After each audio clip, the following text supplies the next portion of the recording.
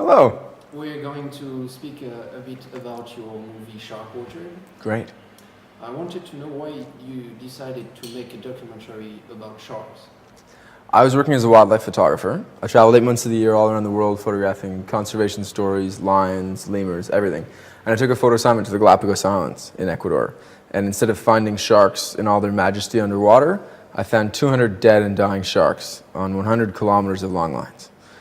And that made me realize that sharks are being killed even in the most protected areas on the planet. You know, in a UNESCO World Heritage Site protected by the Ecuadorian military, sharks were being killed. And if they were being killed there, then the rest of the world, most of which is unprotected, was probably in even worse shape. So I wanted to get the word out there using magazines and print media, and it didn't have the impact that I wanted. So I decided to make a film because maybe I could give people an emotional reaction to sharks, bring them closer to sharks than they've ever been before so they care about them and fight for their protection like they fight for pandas and elephants and bears. Okay. According to you, if nothing is done to prevent their exploitation, when do you think the sharks are going to disappear from Earth? There's about 500 or so different species of sharks. So a lot of them are difficult for us to kill because they're under Arctic ice or in the deepest, darkest trenches of the oceans. But within the next 5 or 10 years, we're going to see the extinction of many of the species we know and love. You know, the oceanic whitetips, the tigers, the hammerheads, unless we do something about it drastically. To what extent do you think it is important to change this horrible image that the people have from the sharks? An elephant gets killed in ivory and the world goes crazy. You know, people say you can't kill elephants, they're cute, they're cuddly. Elephants kill over 100 people a year in Africa alone. Sharks kill 5 people a year. We kill 100 million sharks. Nobody notices, nobody cares. I think that's largely because everyone's afraid of them. So if we can turn their image around, maybe people will be moved to protect them like they're moved to protect whales and pandas and bears. Okay. According to you, what would be the solution that would stop this traffic of shark fins? The most important issue in all of the conservation of the oceans is awareness.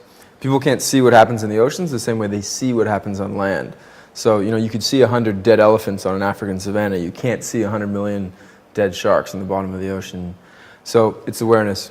In Asia, the biggest issue is curbing the demand. As long as there's a demand for shark fins, people are still going to be finning for sharks.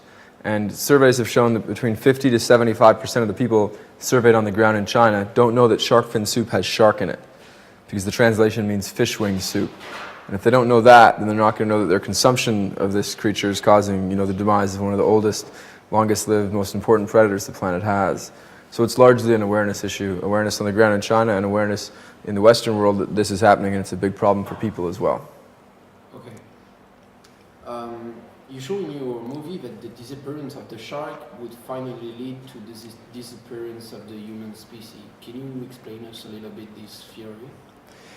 The oceans contain 3.5 billion years of evolution that just happened to culminate in a world that supports human life.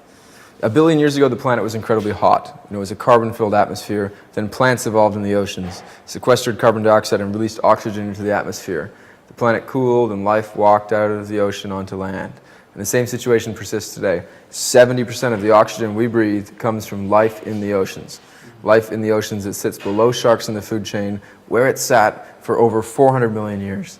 This same life, phytoplankton, is the greatest consumer of carbon dioxide, or the global warming gas that we have on the planet. So what we're doing with sharks is cutting off the top, you know, the head of the most important ecosystem for our own survival. It could cause other species to explode in numbers, consuming species below them. We could end up with, you know, large plankton populations being wiped out, and thus our oxygen being wiped out. They've already shown that the removal of sharks causes coral reefs to die and whole mollusk populations to die. So, you know, we really simply shouldn't be messing with shark populations just because we know so little about it. You've chosen to join Paul Watson, the fundator of Sea Shepherd. This is an eco-warrior who fights aggressively against illegal fishing. Can you explain to us why you made this choice to join Paul Watson? To make Les Seigneurs de la Mer, I needed to get to the most shark-rich waters in the world, and I needed a boat. And Paul Watson had a boat, and he was going to the most shark-rich waters in the world. When I started out making this film, it was supposed to be a beautiful underwater movie about sharks. They gave people a new impression of sharks. There weren't supposed to be any people in it. And then, as you see in the movie, you know, a few weeks into the movie, we started filming ourselves to keep ourselves out of prison. We collided with fishing boats. We had boat rammings and arrests and corruption and attempted murder and hospitalizations.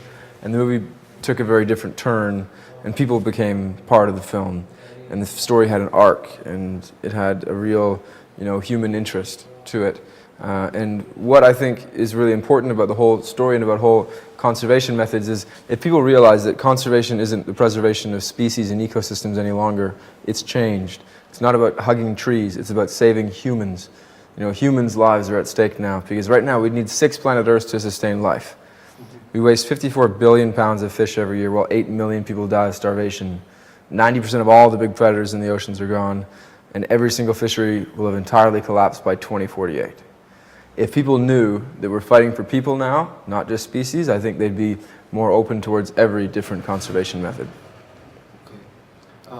Do you think that the emergency of saving sharks can legitimate the use of violence, in brackets, like Paul Watson do, I suppose? What Paul Watson does with his organization is, you know, if they collide with a ship, if they, you know, do any of this, it's not necessarily to protect, you know, the 200 sharks that are caught on the fishing line. It's to create an international incident so that the whole world turns and looks at that country, that fishery, and the problem is exposed to the world, and thus change happens. So I think because we're living in a time right now where future generations are at stake. You know, the issue now is how many of our children's generations are going to live in lack and starvation and crisis because we didn't do anything in time. I think how grave the situation is, how serious it is, and how it's coming to a head in the next 40 years necessitates action on all levels. We need people petitioning governments. We need people making the consumption of these dishes like shark fin soup go out of style. But we also need people out there, you know, creating incidents, creating awareness, and forcing the issue into the public. Okay. We can observe through your documentary that consumers of sharks are mainly located in the Far East. Are you afraid that your documentary might be subjected to censorship in those countries? Yes. Les Seigneurs de la Mer is being censored going into China. But we're working with a conservation group there so that it has the biggest push possible. We've got to remove some of the combative nature with governments. So some of sea shepherds being removed, but the message about what's going on, about sharks, is staying the same. And they've got Yao Ming, Jackie Chan, and Michelle Yeoh, and a few other major celebrities that we're trying to tack on to the project in some way so it gets a bigger push. And it'll be coming out on public television in China, which is a huge, huge audience. Okay. How are you going to continue your fight against illegal shark finning? The most important issue with the shark finning issue right now is awareness. There's no legislation internationally for sharks because there's no public pressure. You know, there's no pressure from governments because there's no pressure from the people. Mm-hmm. And once we get the pressure from the people, everything could change. So right now what we're doing is trying to push the movie, push it to everybody, get everyone into the theater to see Sharkwater. And once that's done, you know, get them to see it in every way possible. Outside of that, the next film that we're working on is a film about how humans are going to survive the next 100 years.